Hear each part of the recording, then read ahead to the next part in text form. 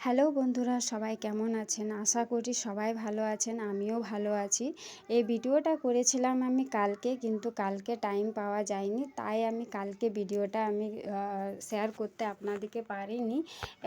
আর একটা কথা, আপনারা যারা বাইরে থেকে আমার এই ভিডিওগুলো দেখছেন তারা যাতে প্লিজ কমেন্ট করেন, যাতে আমি বুঝতে পারি যে আপনারা কোথা থেকে আমার এই ভিডিওটা দেখছেন। এটা হয়ে গেল আমাদের গ্রাম। আমি আর আমার শাশুড়ি মা রেডি হয়ে পড়ে, যাতে যাদের প্রসাদ আমাদের বাড়িতে আমরা ব্যবস্থা করেছিলাম তাদের বাড়িতে কিন্তু বলতেই তো হবে যে প্রসাদগুলো নিয়ে নাও, তারপরে যে আপনারা সবাই চলুন পুজো করতে মন্দিরে। কেন কি ঠাকুর চলে এসছে পুজো করতে, সেটা বলার জন্য আমি আর আমার শাশুড়ি সবার বাড়িতে যেয়ে বলছিলাম। সেজন্য একটু লেট হয়ে গেল আমাদের মন্দিরে যেতে। আর হেঁটে হেঁটেই আমরা যাচ্ছিলাম, কারণ হচ্ছে আমাদের অনেক কাছে দুটো মন্দির আছে, কালী মন্দির। তাই আমরা হেঁটে হেঁটেই, আমার শাশুড়ি আর আমি দুজনে হেঁটে হেঁটে চললাম। আমার ছোট্ট মেয়েও আছে আমাদের সঙ্গে, যে ভিডিওটা বানাচ্ছে, অনেক ভালো বানিয়েছে ভিডিওটা। আর এটা হয়ে গেল আমাদের মন্দির।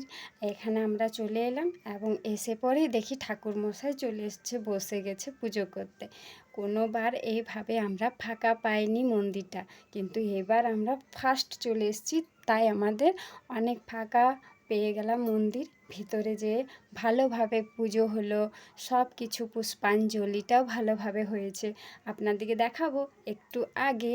দেখুন, আমরা মন্দিরের ভিতরে যাব এবার। ভিতরে যেয়ে আমি আর আমার শাশুড়ি বসে গেলাম। বসে পরে ঠাকুর মশাই আমাদেরকে পুজো করাচ্ছে ভালোভাবে। যেভাবে পুষ্পাঞ্জলি দিলাম, পুজো করলাম, অনেক সুন্দরভাবে আমরা পুজো করেছি এবং পুজো কমপ্লিট হয়ে গেল। ধূপ ধূপ দেখালাম, তারপরে সবাইকে সুতো আর সিঁদুর পরাতে হয়, ওই ভিডিওটা তো আমি করতে পারিনি, তাই যেটুকু করেছি সেইটুকুটা আমি শেয়ার করলাম আপনাদেরকে। কেমন লেগেছে ভিডিওটা একটু আমাকে জানাবে কমেন্ট করে। তারপর পাশে যে মন্দিরটা আছে সেই মন্দিরটা তো একটু পুজো করলাম। পুজো করার পর এবার বাড়ি ফেরার পালা। এবার আর একটা কথা, আপনারা সবাই ভালো থাকুন। Bye bye.